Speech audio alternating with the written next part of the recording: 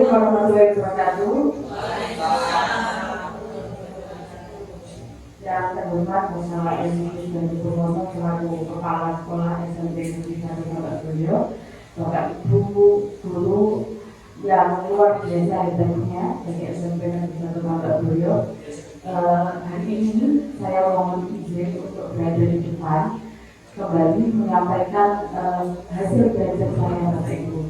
Jadi alhamdulillah saya sampai saat ini sudah berjalan 2 bulan dalam pembelajaran program guru penggerak, dan alhamdulillah saya sudah melewati satu modul itu, dan itu di dalamnya terdapat 4 modul Bapak Ibu. Alhamdulillah 2 bulan ini sudah berjalan dengan baik, alhamdulillah dengan kerjasama dari lingkungan yang luar biasa dari kepala sekolah dan juga panjenengan semuanya. Saya ucapkan terima kasih. Lalu saya sampaikan juga, ini adalah kegiatan aksi nyata saya Bapak Ibu. Aksi nyata itu adalah di sini kegiatan bagaimana saya melakukan penerapan dari hasil pembelajaran saya selama 2 bulan tadi, dan juga hari ini saya sampaikan kepada panjenengan apa yang sudah saya pelajari.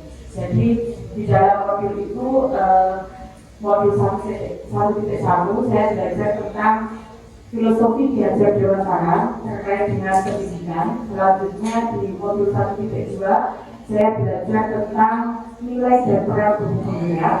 Lalu di 1.3 itu saya belajar tentang visi guru penggerak.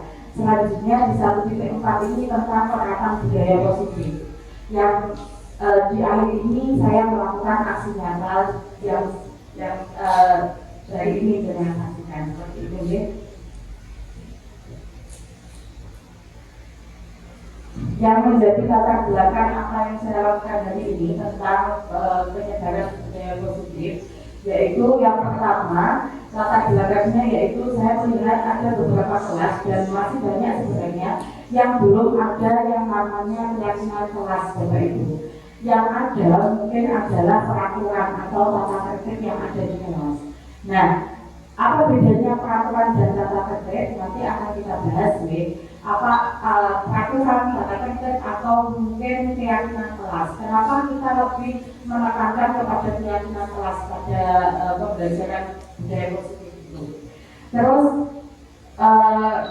adanya peraturan yang dibuat oleh guru. Jadi mungkin peraturan-peraturan yang ada di kelas yang penjenengan lakukan ini, saya pun juga awalnya seperti itu. Peraturan ini saya berikan kepada murid, bukan apa namanya atas dasar kesepakatan bersama.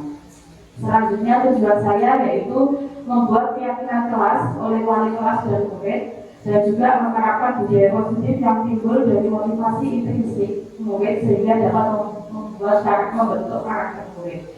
Jadi diharapkan ketika kesepakatan itu dilakukan oleh guru dan juga murid, maka itu akan menjadi sebuah karakter. Jadi karena itu kesepakatan bersama, maka itu hadir dari motivasi diri murid. Jadi bukan karena jenengan yang membuat peraturan kemudian mereka yang melaksanakan, tapi karena mereka menyadari bahwa itu adalah kebutuhan mereka, seperti itu. Selanjutnya beberapa hal yang ingin saya bahas hari ini, yaitu yang pertama perubahan paradigma belajar, yang kedua tentang disiplin positif, selanjutnya kebutuhan dasar manusia, motivasi perilaku manusia, keyakinan kelas, posisi kontrol seorang guru, dan juga segitiga restitusi. Ini semuanya kita terapkan pada pembelajaran yang ada di kurikulum Merdeka.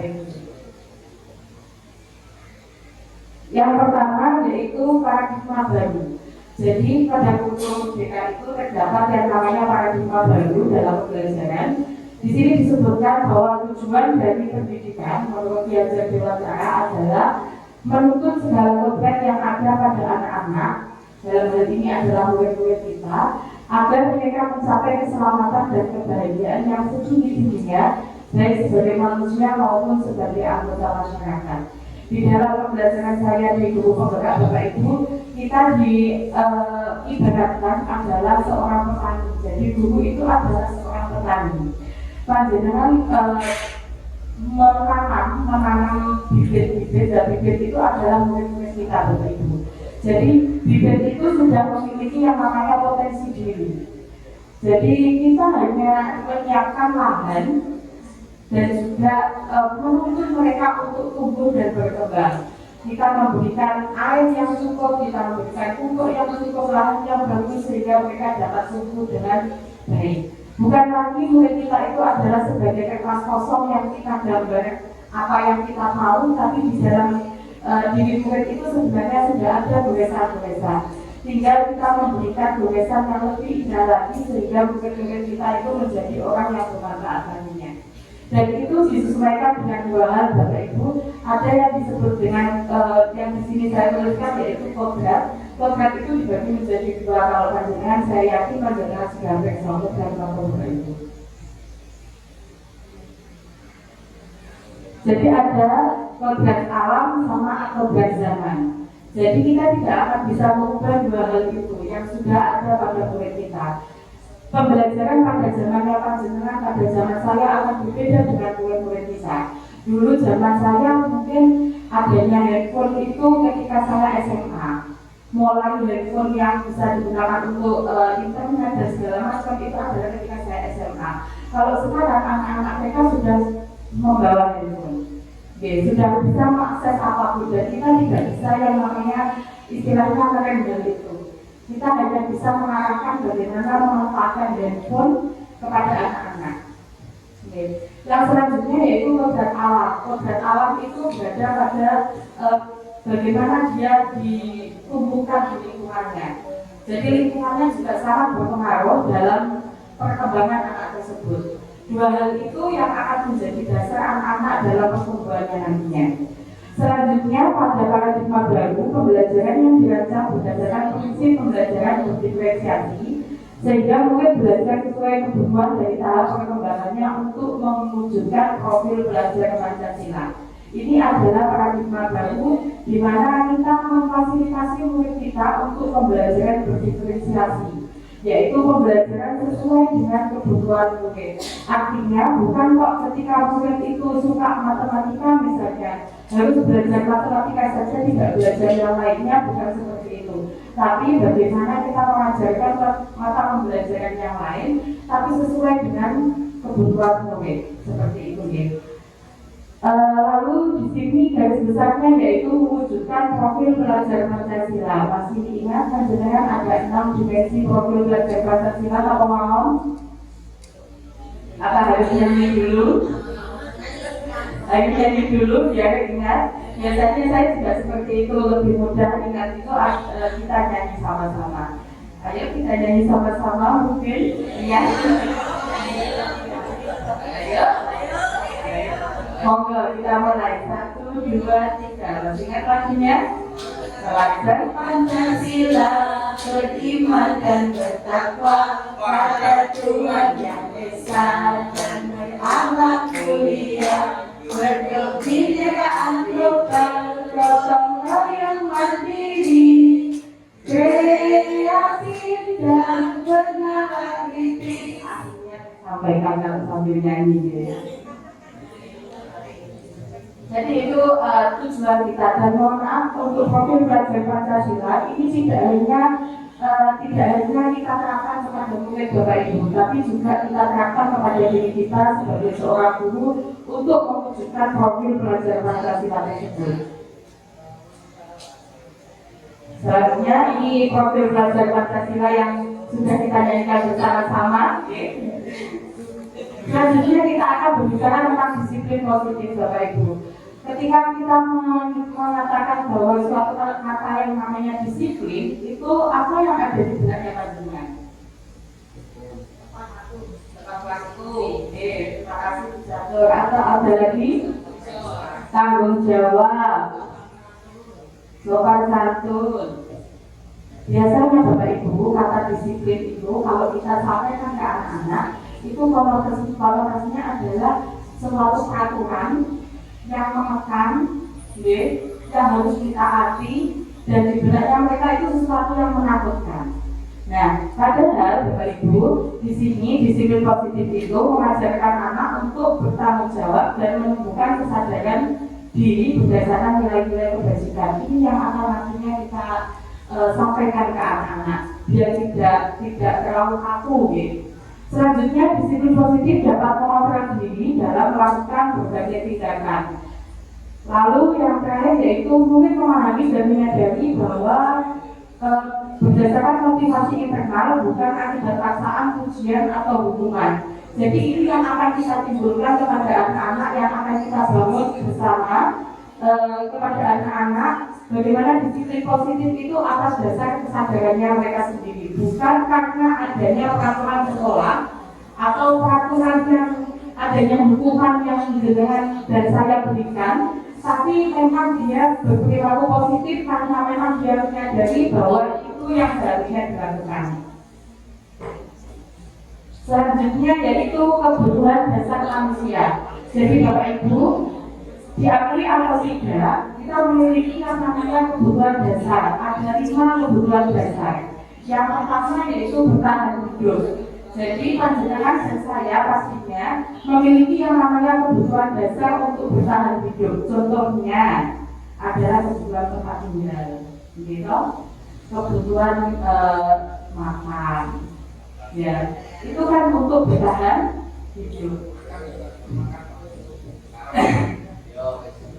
Dan butuh tempat tinggal, Pak.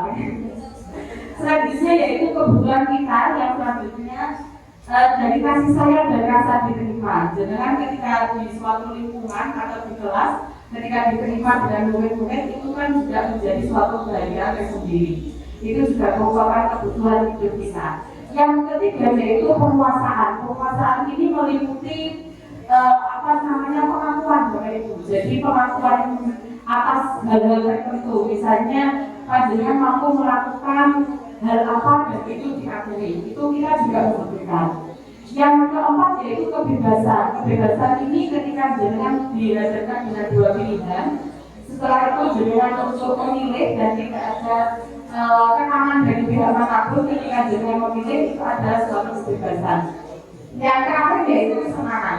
Dalam melakukan segala sesuatu, jenengan pasti butuh bahagia kan gitu. Kalau jenengan tidak bahagia, pasti jenengan tidak bisa melakukan apapun itu. Dan itu adalah kebutuhan dasar sebagai manusia. Ini tidak hanya kita Bapak Ibu, murid-murid kita juga membutuhkan hal yang sama.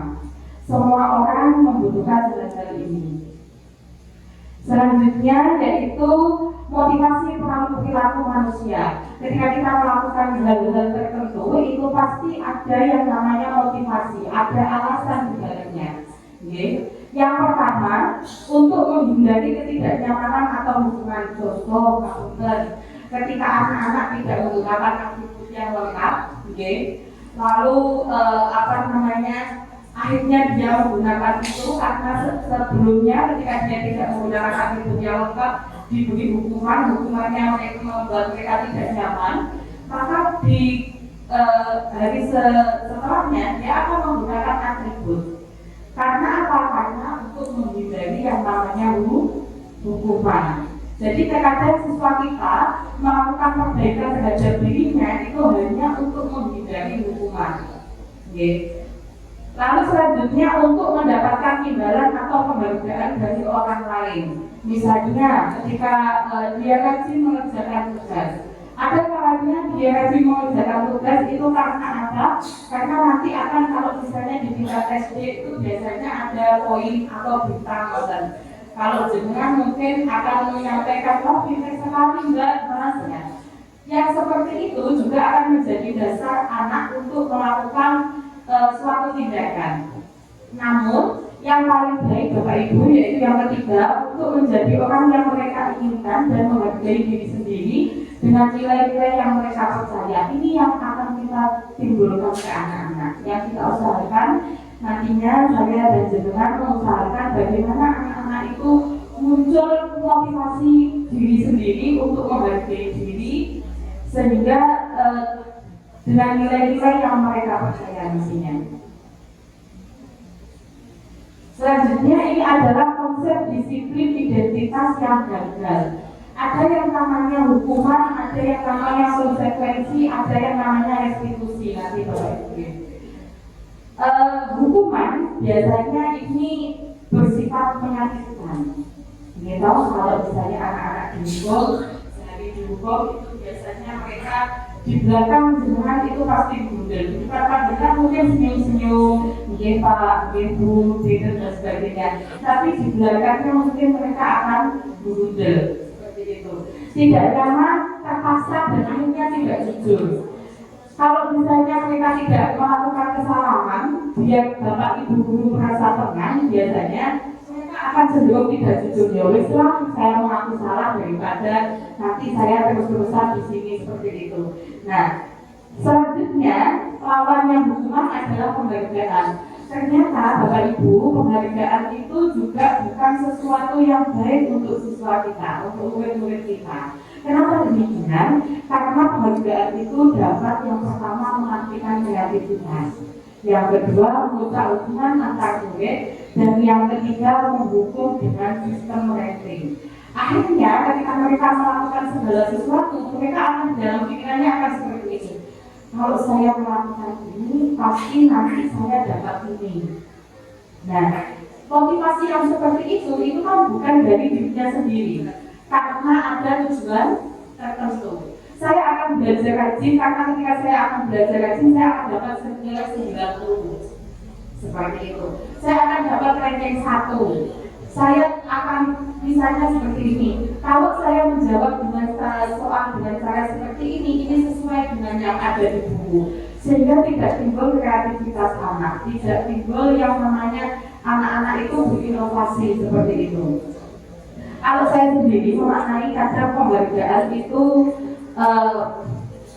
mematikan kreativitas karena seperti ini. Ketika kita mendapatkan penghargaan ya Bapak Ibu, itu pasti akan ada istilahnya seperti ini.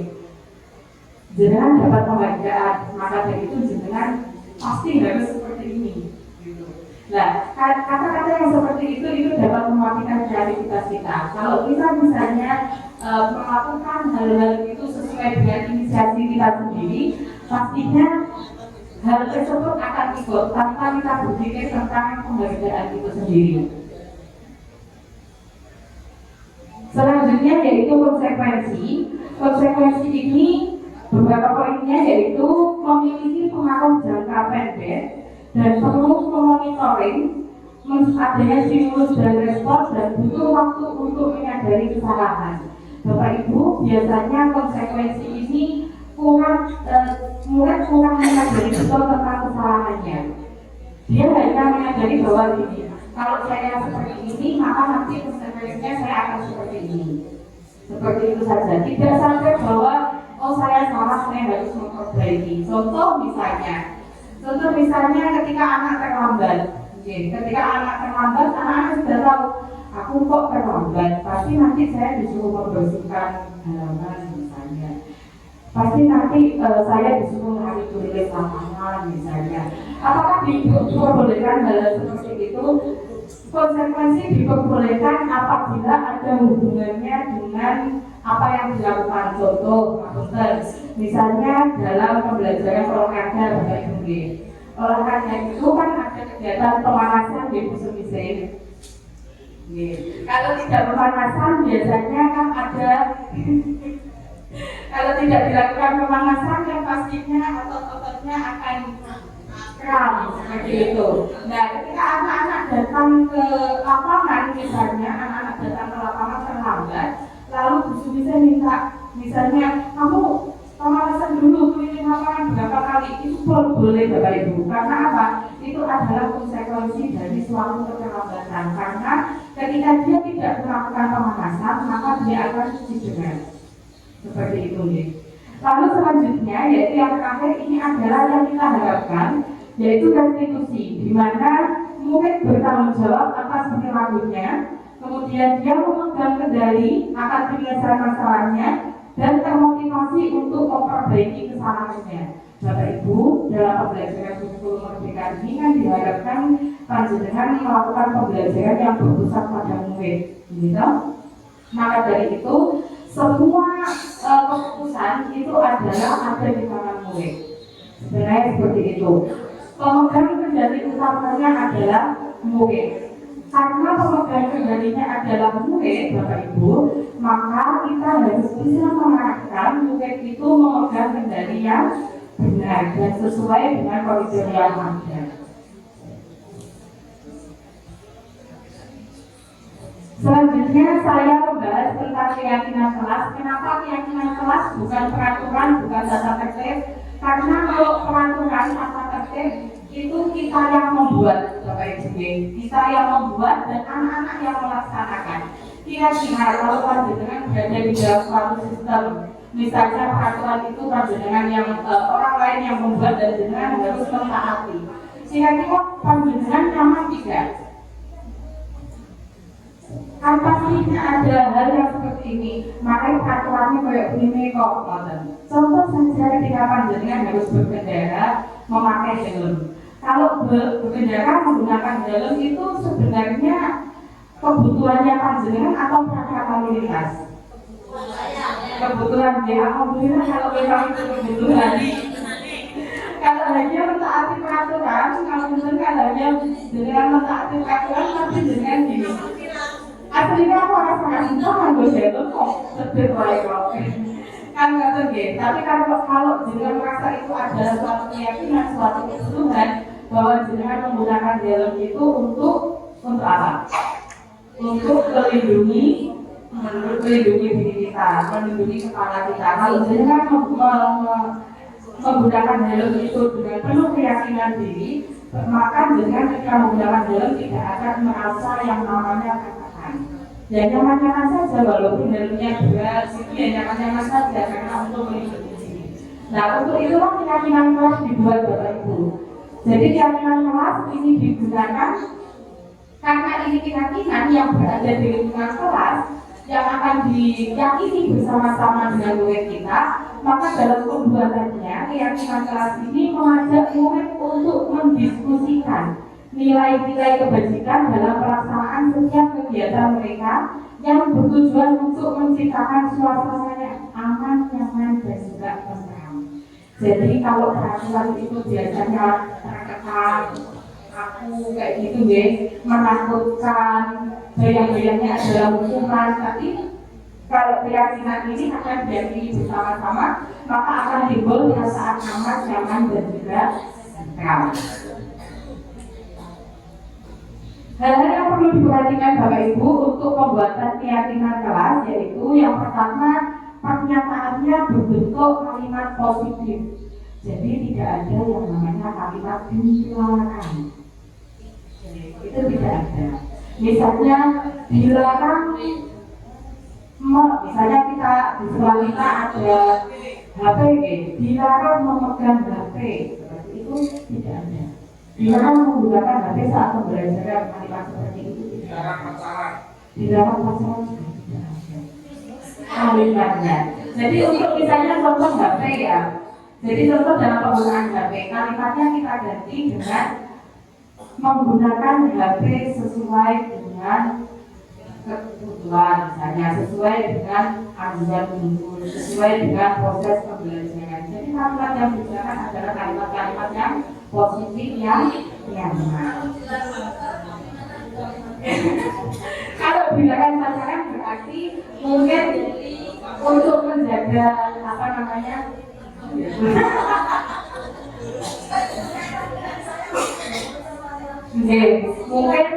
mungkin bisa seperti ini, bertemanlah yang baik dengan semua anak.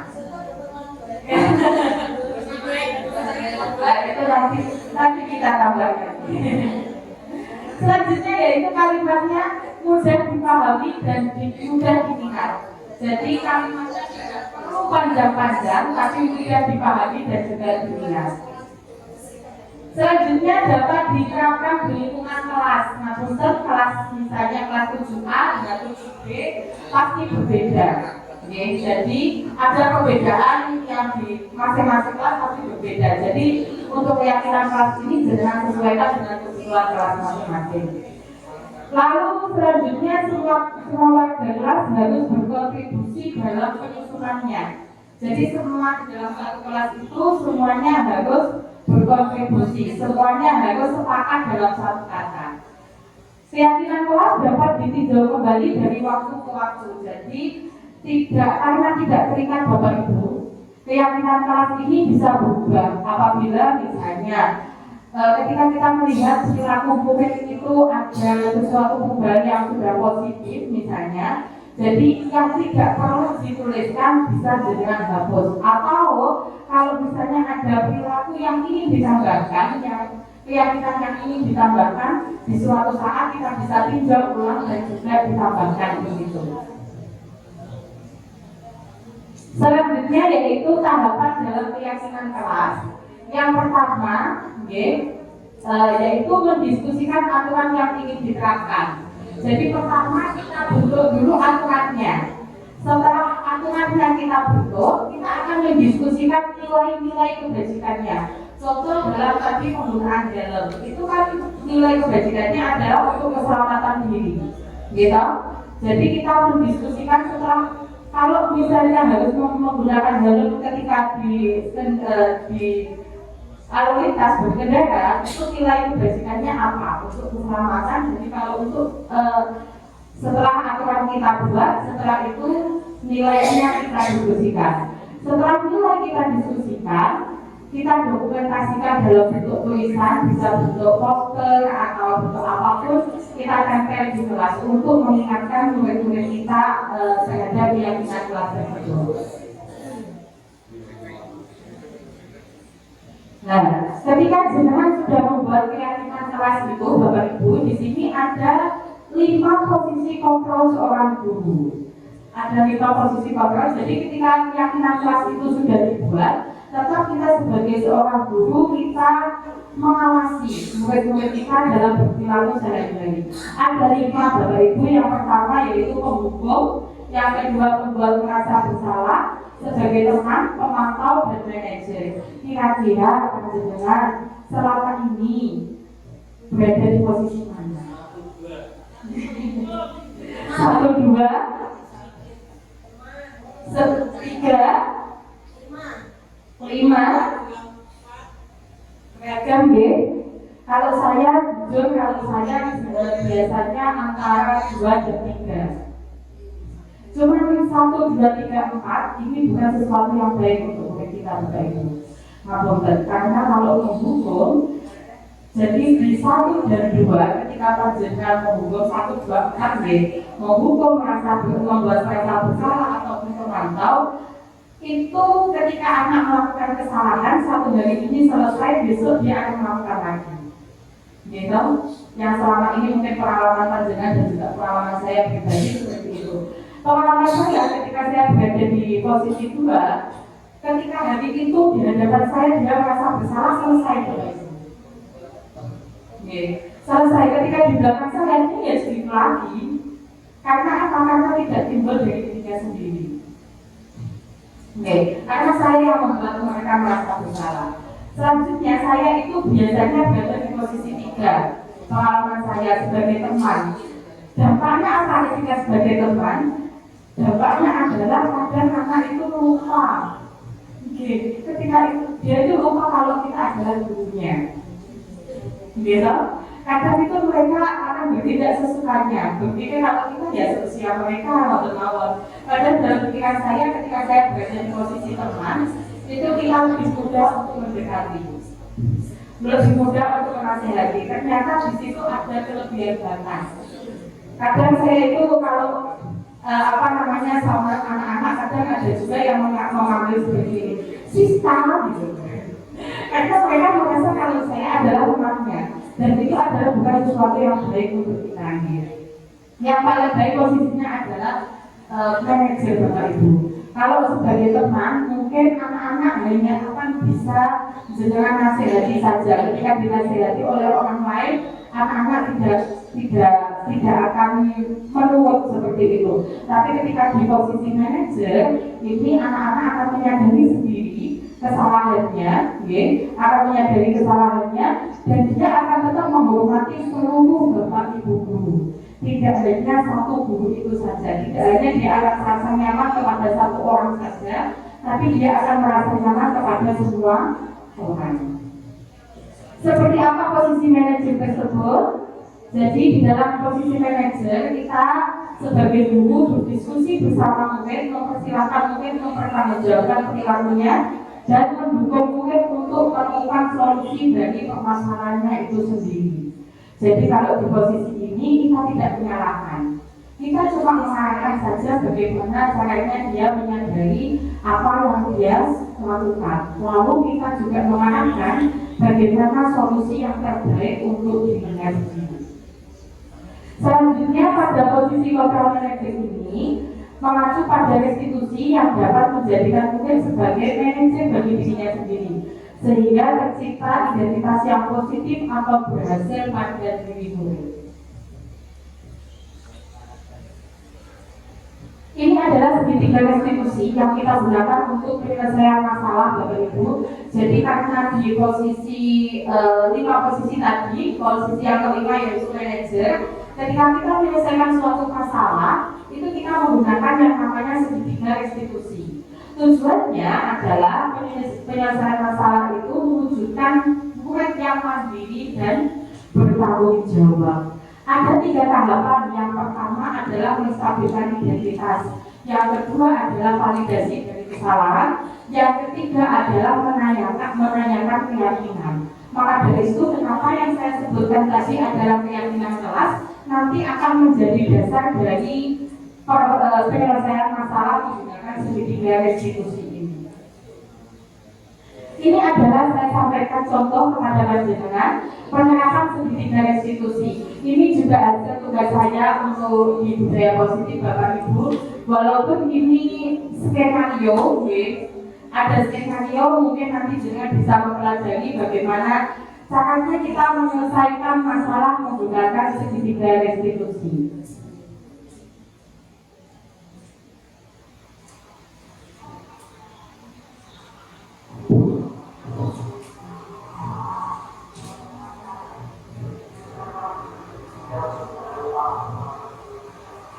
Ini ceritanya adalah saya pinjam putranya Bu Aul waktu itu di kelas 8A.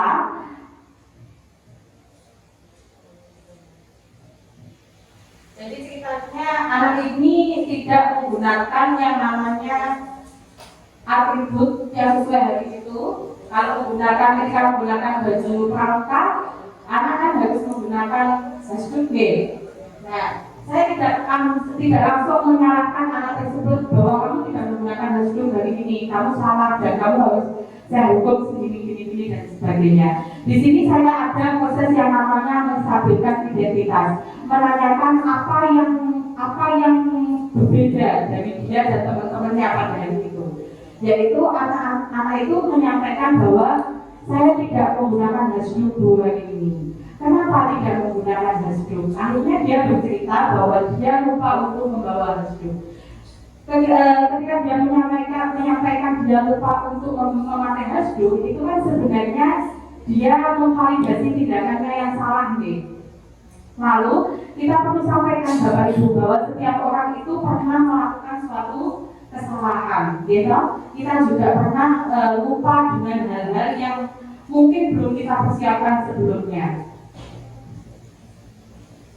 Selanjutnya saya kembalikan dia ke keyakinan yang ada di sekolah kita, yaitu menggunakan atribut sesuai dengan hari itu. Jadi keyakinan tentang kerapian.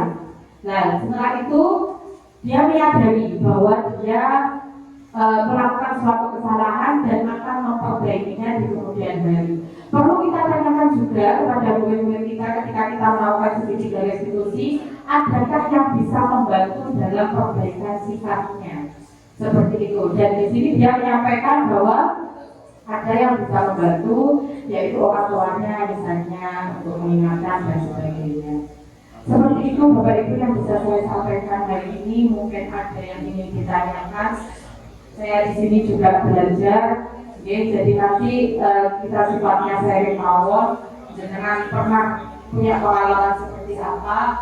Jadi kita sama-sama belajar. Monggo kalau ada yang ingin ditanyakan. Ya, Pak Nasir.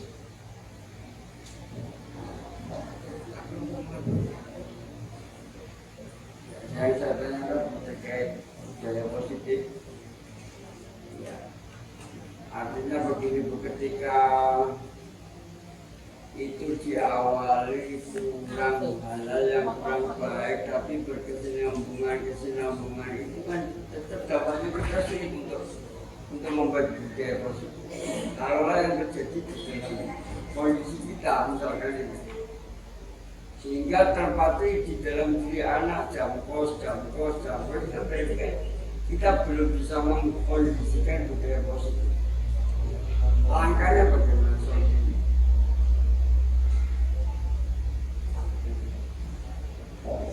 Terima kasih Pak Nabi atas pertanyaannya. Maka dari itu saya mencoba menjawab Pak.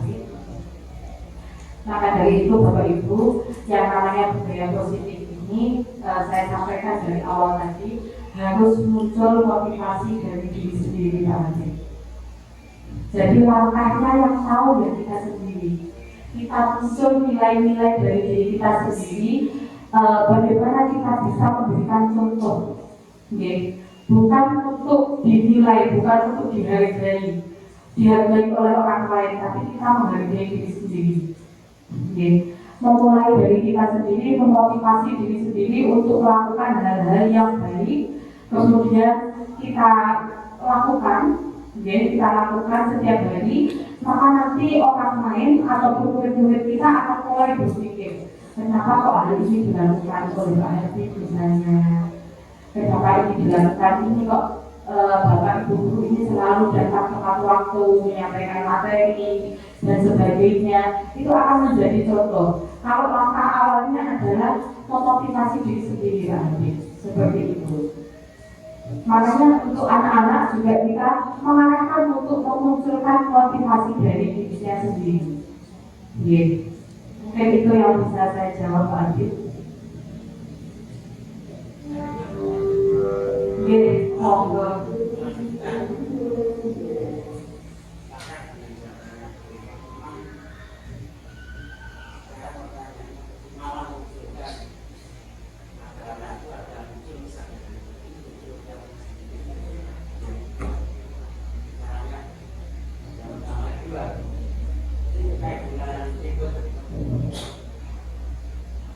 Memang semuanya terjadi tapi mereka juga sangat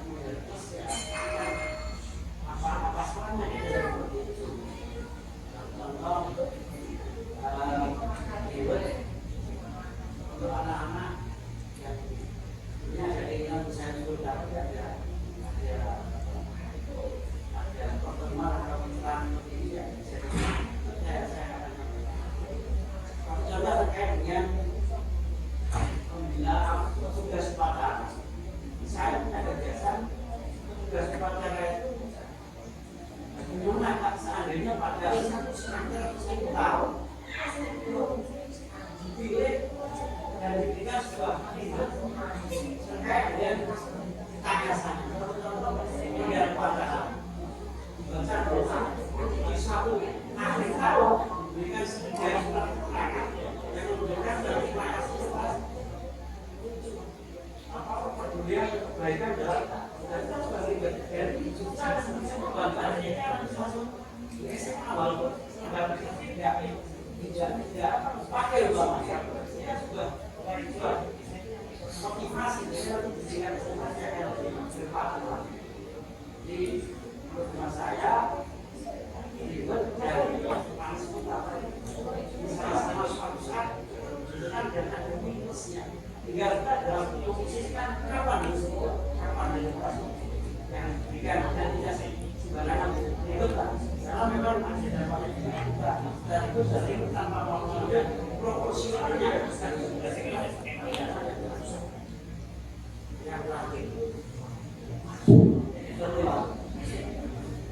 saya kira saya akan lihat dari kacamata terkait dengan membangun posisi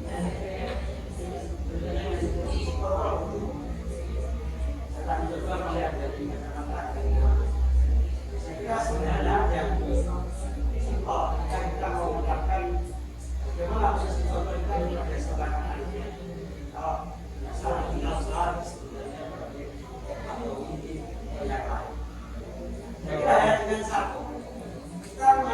dan menjadi seorang guru berangkat dari hati. Ketika kita berangkat dari hati, apapun yang kita sampaikan akan diterima dengan hati. Kalau dengan yang lain akan mengatakan yang lain. Ketika kita bahasa ikhlas, yang akan bisa diterima walaupun kecil, walaupun memang seperti yang dari teman saya kemarin melakukan di kelas 8 juga dia memang berkesan dan saya mau diberikan karena orang tuanya mau panen tapi udah jadi dia mau ikan semua udah jadi bukan menjadikan secara teman sehingga dia agak biasanya tadi agak lama saya kasih terima kasih kepada ibu. Terima kasih Pak Masih luar biasa sekali. Jadi seperti ini Bapak, untuk memunculkan keyakinan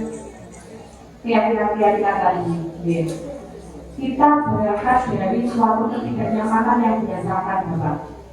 Jadi dari ketidaknyamanan yang dirasakan itu apa saja? Misalnya ketika anak berada di kelas, terus tiba-tiba ada temannya yang terlambat, dia datang terlambat misalnya. Lalu guru saya tidak nyaman ketika ada yang terlambat seperti itu. Nah, ketika ada yang terlambat, akhirnya muncullah peraturan. Peraturan itu ketika yang membuat adalah salah satu orang. Setelah itu kita sampaikan Bapak. Kita sampaikan misalnya ketika terlambat itu kan sangat tidak nyaman sekali untuk seluruh seluruh warga di kelas tersebut. Lalu bagaimana kalimat itu bisa diterima oleh semua orang dan bisa diyakini bersama-sama bahwa suatu keterlambatan yang terjadi dari salah satu murid itu membuat semua orang sebenarnya tidak nyaman. Nah, itu ketika sudah kita buat, maka dari itu kita yakini bersama-sama membuat kalimat yang lebih halus. Setelah itu disadari di semua diri murid, semua diri warga yang ada di kelas tersebut. Ketika itu sudah disadari, itu bisa kita buat sebagai keyakinan. Nilai apa yang terkandung ketika ada temanku yang masuk kelas terlambat, itu kan dia ada nilai kedisiplinan gitu. Nah, di situ kan ada kata-kata tidak disiplin misalnya. Nah, misalnya ada yang tidak disiplin seperti itu tadi, kamu merasa tidak? Jadi anak yang terlambat itu kita tanya juga, kamu merasa disiplin atau tidak ketika kamu terlambat? Kalau dia menyadari hal itu, maka itu sudah tumbuh benih, benih ketika dia bisa melakukan hal-hal yang kemudian hanya adalah hal-hal yang positif seperti itu. Jadi kita sebagai guru memang harus mengarahkan untuk hal-hal yang baik.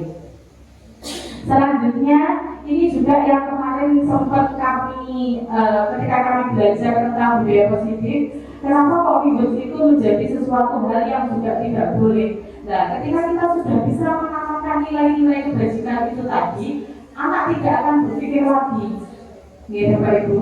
Anak tidak akan berpikir lagi bahwa saya akan seperti ini akan mendapatkan reward, saya seperti ini tidak akan mendapatkan hukuman atau konsekuensi seperti apa. Nah, kalau itu sudah timbul dari diri anak, kita sebagai guru memberikan itu jadi tidak masalah. Sebenarnya tidak masalah itu, tapi motivasi anak untuk mendapatkan itu yang harus kita jaga. Melalui dari nilai-nilai kebajikan yang kita tanamkan. Seperti itu. Oke, Pak Rahmat.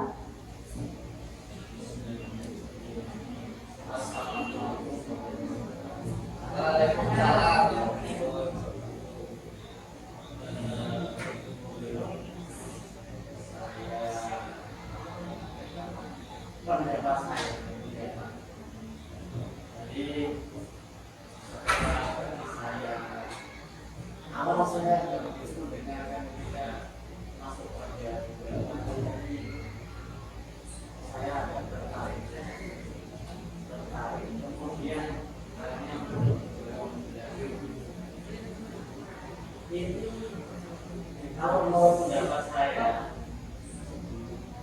jika ini konsep ini diterapkan, ini menurut saya, ini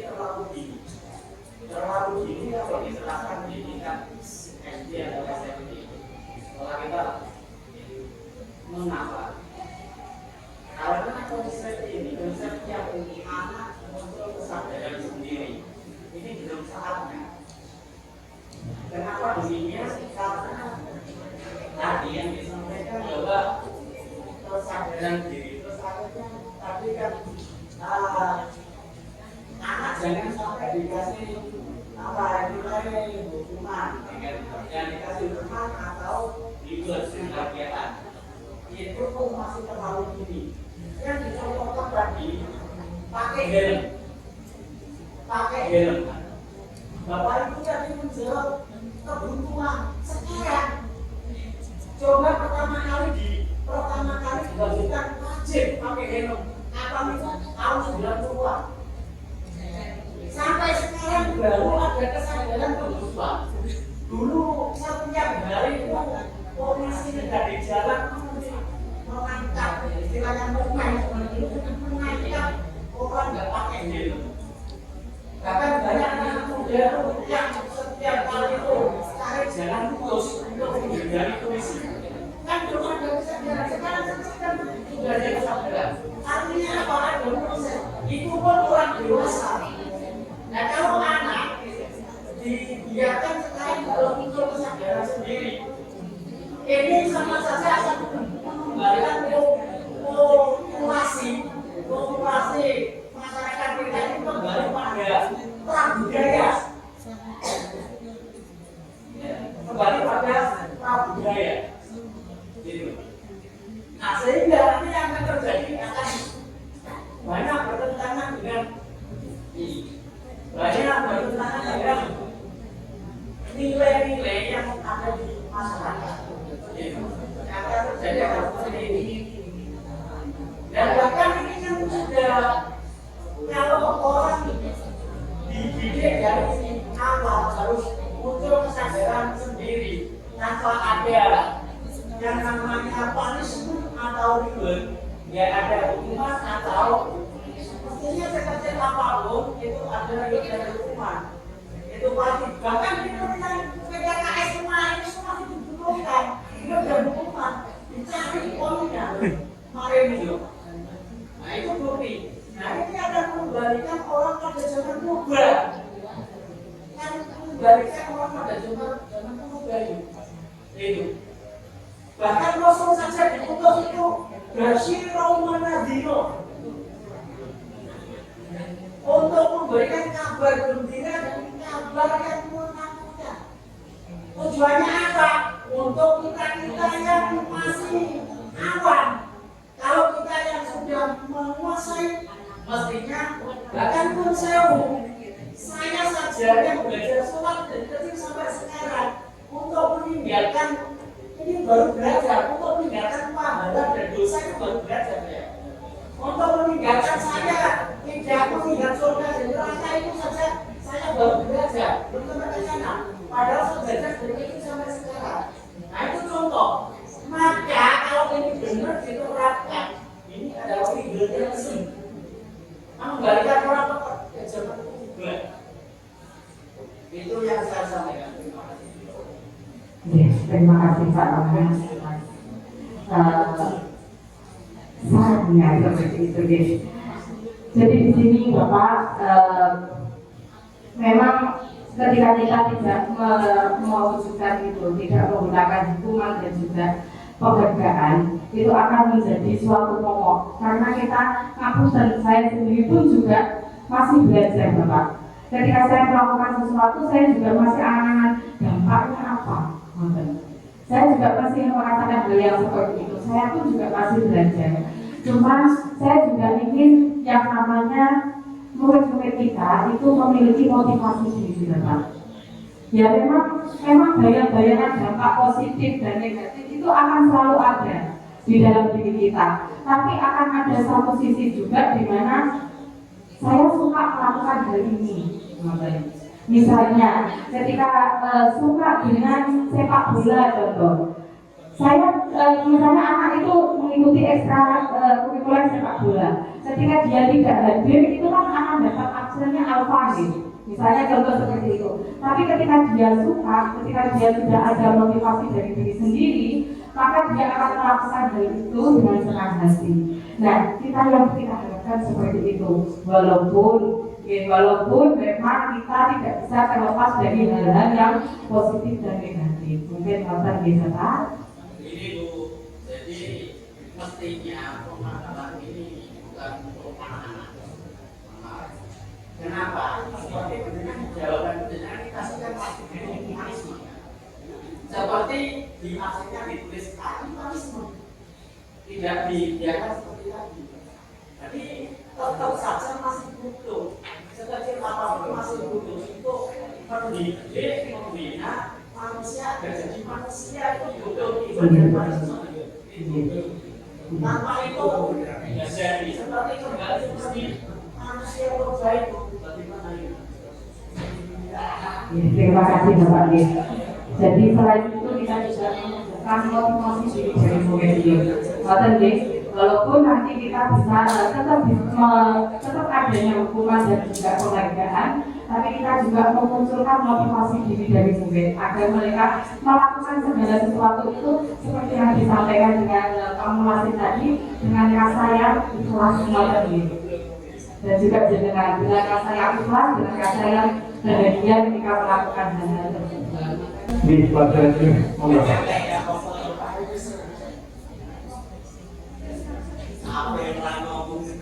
Kalau nanti bernyanyi rock, saya akan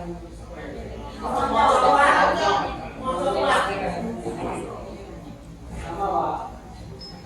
Ini memang ya konsep program. Pertama, ya ini Pak, kesimpulan misalnya, kadang kita tidak menggabungkan antara psikologis dan ketika mengupai siswa-siswi masyarakat dan SMP, padahal itu sudah banyak alamnya itu sanksi SD awas sudah praktik dan yang SMP ya setengah sakit ada tapi ya pelajaran dan saya ada batu atau nanti pilihan SMA sudah tidak berlaku. Maka dari itu ketika Bapak ketika menghadirkan teman-teman guru kita dari SD salah. Walaupun tidak semua bisa tepat saya katakan salah karena memang dalam penggunaan sesuai SMP dengan aplikasi itu lain. Kita tidak bisa menyamakan kesimpulan maka dari itu yang sudah kita belajar tidak lebih ini ada psikologi masing-masing itu kita masih tetap berlaku sanksi. Ada terkait. Oleh karena itu kita tanya flashback ke belakang. Ini anak ini tidak akan dinaikkan.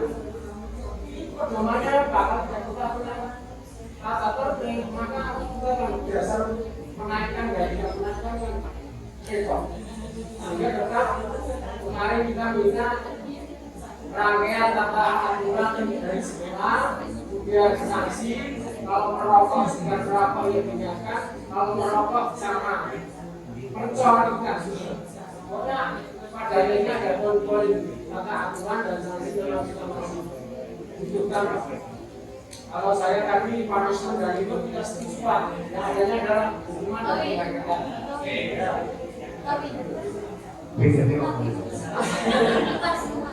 Dia yang kedua Pak. Saya berkaitan dengan ini. Pernah kita menyampaikan semangat anak-anak sepakat dari kita masih jaga tata aturan ya Pak. Anak jaga nih ya, jaga penghasilan ya Pak. Baru satu jam yang 3 pintu jebol. Pak Ahmad saya dan Bapak ini cari soal tidur bicara sih. Ya, maka dari itu memang tidak sepenuhnya absolut benar dan tidak sepenuhnya absolut bersalah, sehingga memang perlu kajian.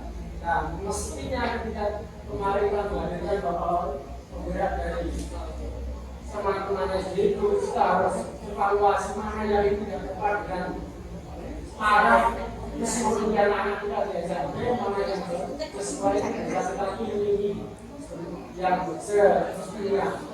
Dan termasuk mungkin di bibit ini juga termasuk mendapatkan ini ya kalau tugas pemikiran antara teman-teman BLG SMA pada SMA ada ini sampai ada psikologinya itu katanya memang sesuai dengan cara perkembangan siswa SD SMP pun perguruan tinggi.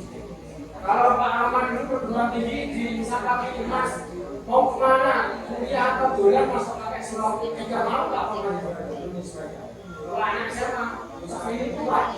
SMP, Pak SD, nah dari itu untuk selalu yang berbagi memang benar dan terus juga sudah tetap.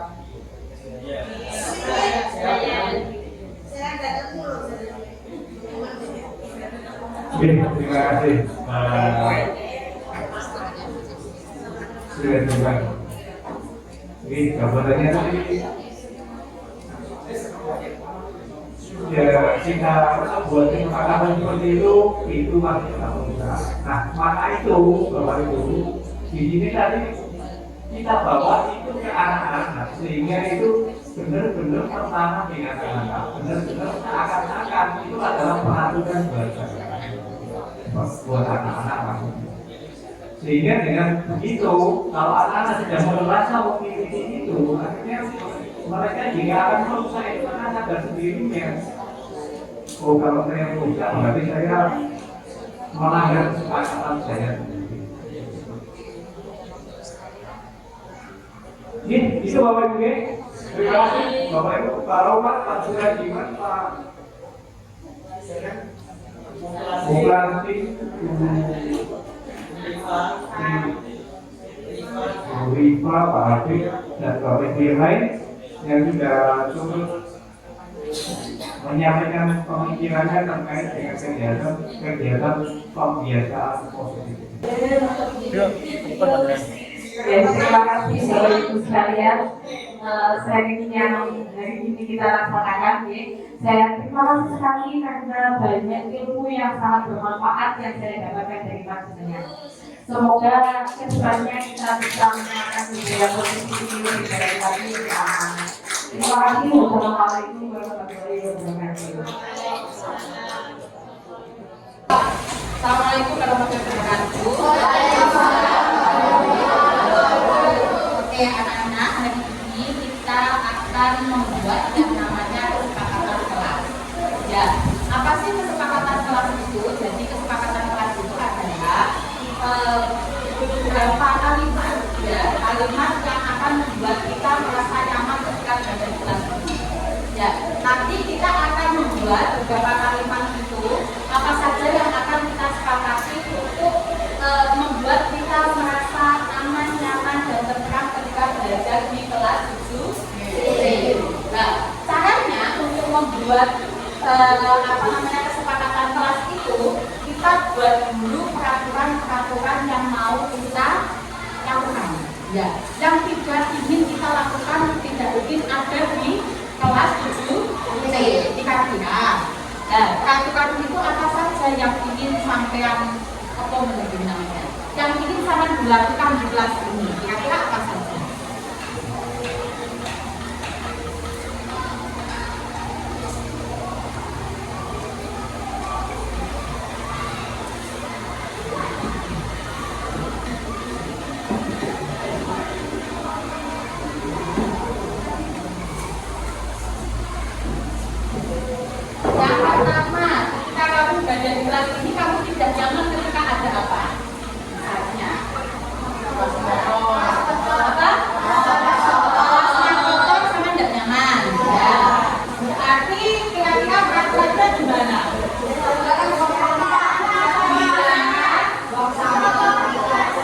Membuang sampah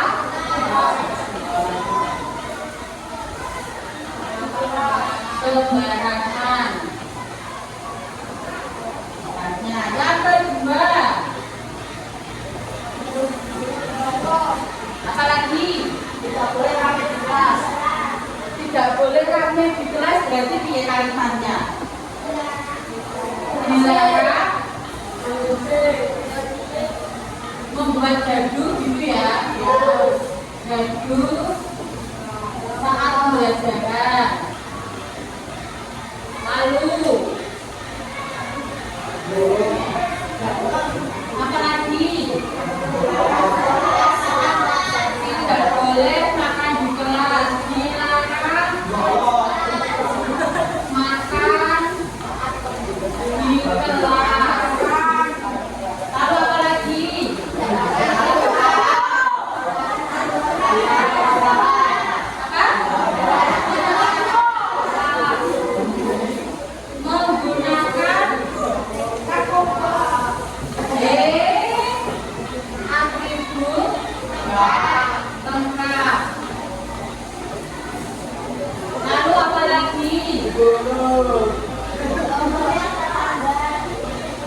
dilarang terlambat, dilarang rokokan masuk kelas, dilarang merokok, ditulis, dilarang apa?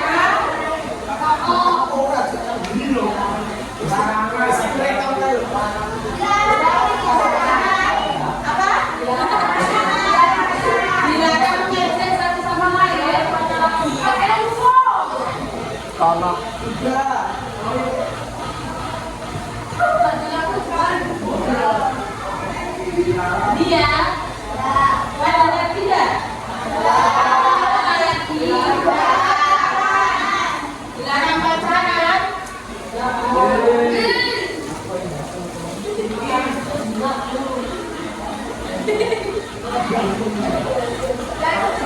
Ada lagi.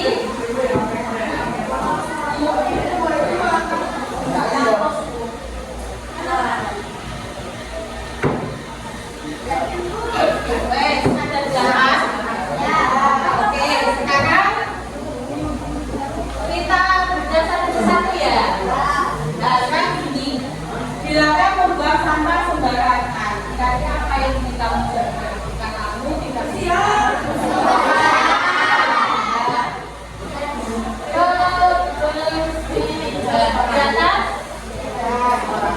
Dilarang membuang baju saat pembelajaran, kenyamanan saat pembelajaran, atau misalnya saling menghormati.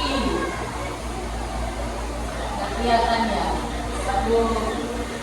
Lalu apalagi dilarang makan di kelas, kebersihan juga, menggunakan atribut sekolah, kedisiplinan bisa, kerapian bisa ya.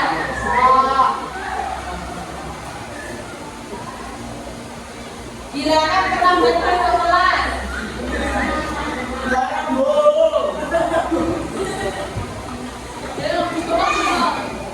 Lalu dilarang merokok. Kesehatan.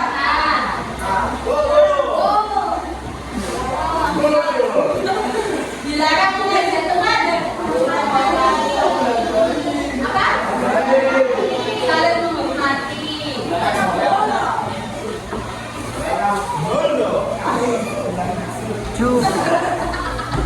Dilarang pacaran. Apa yang paling menghormati ya.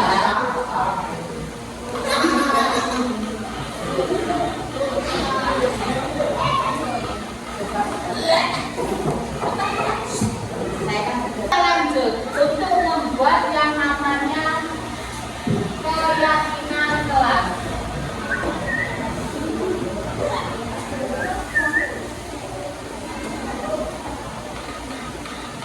Nah, dilarang membuang sampah sembarangan. Berarti keyakinan kelas kita atau kalimat yang akan kita jadikan keyakinan adalah misalnya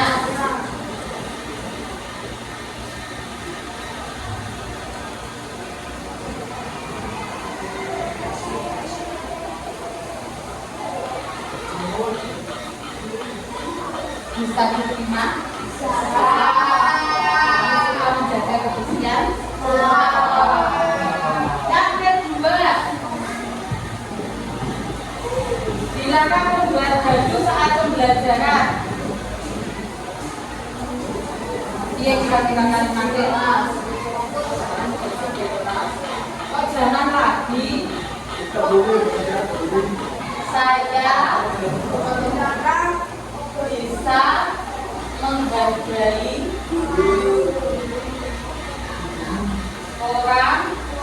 menghargai orang lain, guru atau bisa disepakati. Yang ketiga, dilarang makan di kelas.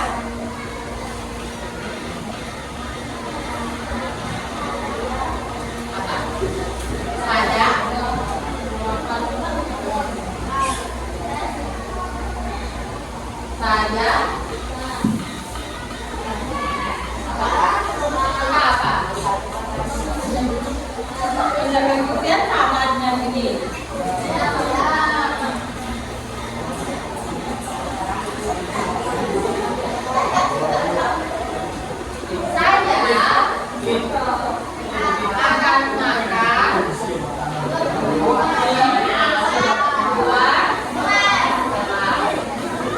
misalnya yang keempat menggunakan atribut lengkap, misalnya saya suka berpakaian rapi. Yang kelima, silakan terlambat masuk kelas. Saya akan datang tepat waktu. Bagus. Tenang dulu ya. Yang keenam, saya suka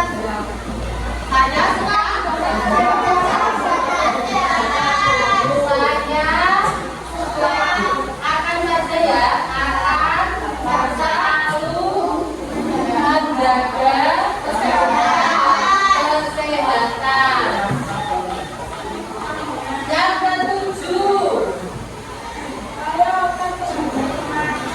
saya akan selalu menghargai teman. Ini hampir sama dengan yang kedua ya.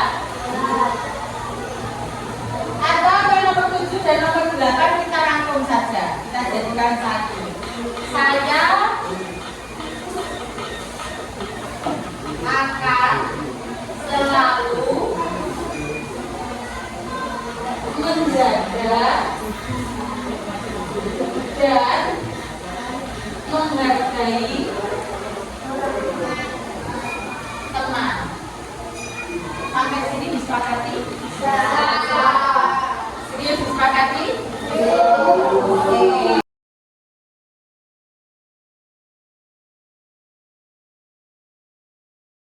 Jadi kita telah memiliki yang namanya kesepakatan kelas.